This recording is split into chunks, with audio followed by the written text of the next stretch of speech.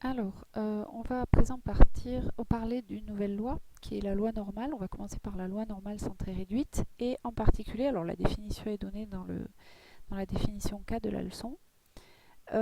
Et en particulier, on va démontrer le théorème 6 qui dit que la fonction de répartition de la variable associée à la variable aléatoire de la variable aléatoire normale centrée réduite, alors grand phi de x, ça se prononce comme ça, grand phi, elle est telle que grand phi de moins x est égal à 1 moins phi de x. En particulier, grand phi de 0 c'est 1 demi, où phi de x est donc la fonction de répartition de la variable aléatoire qui suit la loi normale centrée réduite. Et ensuite, j'en donnerai une interprétation graphique parce qu'on va voir que ce sont des choses que vous avez déjà vues et qui vont énormément simplifier les calculs et être très intéressantes pour après.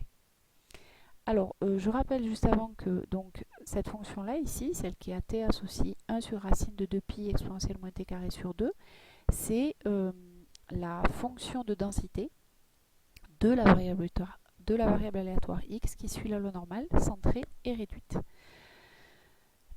Et que cette fonction de répartition, on est obligé de l'exprimer comme une intégrale parce que cette fonction ici de densité n'a pas de primitive explicite. Elle en a puisqu'elle est continue, mais on ne sait pas les exprimer à l'aide de fonctions de référence, de fonctions usuelles. Donc on est obligé, quand on utilise la fonction de répartition de la loi normale centrée réduite, d'utiliser cette notation d'une fonction définie à l'aide d'une intégrale. Alors, pour démontrer ce théorème, donc la première chose qu'on fait, on va utiliser la méthode assez classique du changement de variable. Alors, phi de moins x, donc par définition, c'est l'intégrale de moins l'infini à moins x de 1 sur racine de 2pi exponentielle moins t carré sur 2 dt. Donc, pour pouvoir faire apparaître cette intégrale de moins l'infini à x, pour faire disparaître entre guillemets ceci, on n'a pas le choix, il va falloir faire un changement de variable. Alors, le changement de variable qu'on va choisir, c'est le changement suivant, c'est celui qui à u va associer moins t. Donc, changement de variable u égale moins t. Alors, évidemment, la fonction qui a t associe moins t, elle est C1, donc il n'y a pas de problème. Sur R, on va pouvoir faire le changement de variable. Ensuite, on s'occupe des bornes. Si t vaut moins l'infini, eh ben dans ces cas-là, u qui vaut moins t, ben ça vaut plus l'infini. Et si t vaut moins x, eh ben dans ces cas-là, u vaut x. C'est ça qui va nous intéresser. Et enfin, eh ben du, c'est égal à moins dt. Donc dt vaut moins du. On pourra faire un changement assez facile. Bon, donc c'est parti. Je fais mon changement de variable. Je commence par changer les bornes de mon intégrale, si vous vous souvenez bien. Donc l'intégrale de moins l'infini à moins x, puisqu'on va prendre la variable u, va devenir l'intégrale de plus l'infini à x. Le 1 sur racine de 2pi ne change pas. Exponentielle de moins, alors le t carré, que devient-il? Eh bien, oui, on ne l'a pas écrit parce qu'il était très simple, mais u égale moins t, ça veut dire que moins u égale t. Donc, moins t carré, ça devient du moins u au carré, sur 2. Hop, le dt, je n'avais pas mis au bon endroit. Et mon dt devient un moins du. Bon, j'arrange un petit peu tout ça. Alors, regardez. Le moins du moins du qui est ici, je vais le mettre devant l'intégrale. Je ne vais pas tout faire en même temps. Donc moins l'intégrale de plus l'infini à x de 1 sur racine de 2pi exponentielle de moins, alors moins u carré ou u carré c'est pareil, u carré sur 2 du. Et maintenant je vais prendre le moins qui est devant l'intégrale pour changer le sens d'intégration. Donc c'est l'intégrale de x à plus l'infini de 1 sur racine de 2pi exponentielle moins u carré sur 2 du.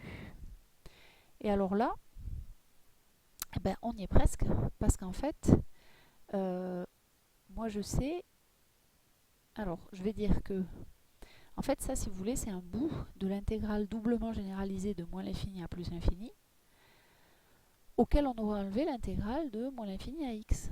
Donc ça, c'est pareil que l'intégrale de moins l'infini à plus l'infini 1 sur racine de 2pi exponentielle moins u carré sur 2du moins l'intégrale de moins l'infini à x de la même chose.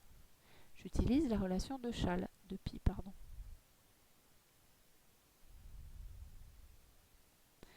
Or, alors ça, qu'est-ce que ça vaut? Ben ça vaut 1. Parce que, ici, on a la fonction de densité de la loi normale centrée réduite. Et parmi les trois propriétés des fonctions de densité, il n'y a que l'intégrale doublement impropre de moins l'infini à plus l'infini de la fonction de densité. Elle vaut 1. Enfin, elle converge et elle vaut 1. Donc ça vaut 1. Et ça, qui c'est? Ça, si je regarde bien, c'est phi de x, hein, rien d'autre. C'est la même chose que ce que j'ai ici. C'est juste que ma variable d'intégration, elle s'appelle u au lieu de s'appeler t, mais ça n'a pas d'importance, hein, c'est une variable muette. Et donc, on tombe bien sur 1 moins phi de x. Voilà. Alors, comment on trouve la valeur de phi de 0? Ben, regardez.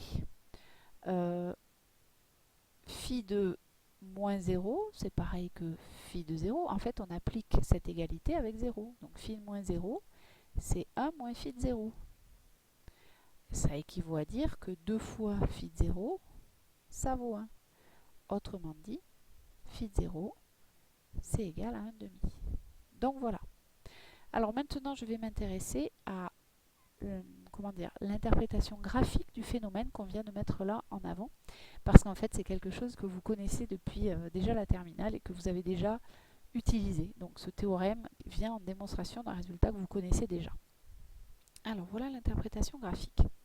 Ce que j'ai pas dit tout à l'heure, j'ai encore oublié de la dessiner, mais cette fonction de densité, donc celle-là, ici, là, j'ai représenté en rouge la courbe représentative de la fonction de densité de la loi normale, c'est-à-dire de celle-ci, celle qui vaut 1 sur racine de 2pi exponentielle moins x carré sur 2. Voilà. Ça, c'est la courbe représentative, cette fonction, c'est la fameuse courbe en cloche ou courbe de Gauss que vous connaissez depuis l'année dernière. Si je prends un x positif, ici, je pourrais le prendre négatif, c'est pareil.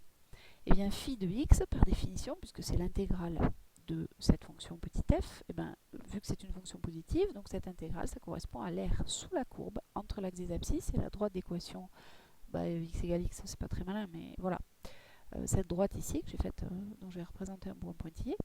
Donc phi de grand x, grand phi pardon, de x, ça représente l'aire que j'ai hachurée ici en bleu. Bon.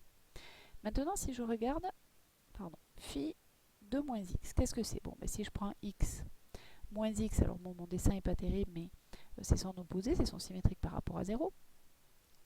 Donc, qu'est-ce que c'est que grand phi de moins x? Eh bien, c'est l'aire sous la courbe, mais jusqu'à moins x. Ici, c'est l'intégrale de moins l'infini à moins x. Donc, c'est l'intégrale avec mes points verts.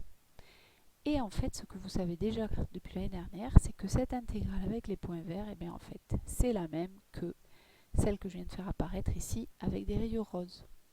Cette aire ici et cette aire-là, en raison de la symétrie de la fonction de densité, ce sont les mêmes. Et cette aire qui reste ici, c'est quoi?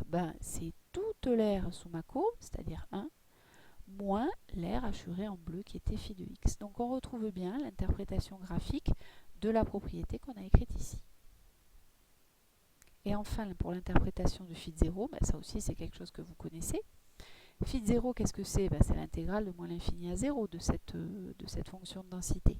Donc c'est l'aire de la portion de plan qui a été hachurée ici en rouge, qui est située sous la courbe représentative de la fonction de densité, au-dessus de l'axe des abscisses et avant l'axe des ordonnées. Vous le savez bien, hein, puisqu'il y a une symétrie, si l'aire sous la courbe en entier c'est 1, c'est ça, c'est la demi-aire, donc ça fait bien un demi et ça correspond à phi de 0. Donc en fait, vous retrouvez des propriétés que vous avez apprises l'année dernière, elles sont graphiques et elles concernent la fonction de répartition de votre loi normale centrée réduite.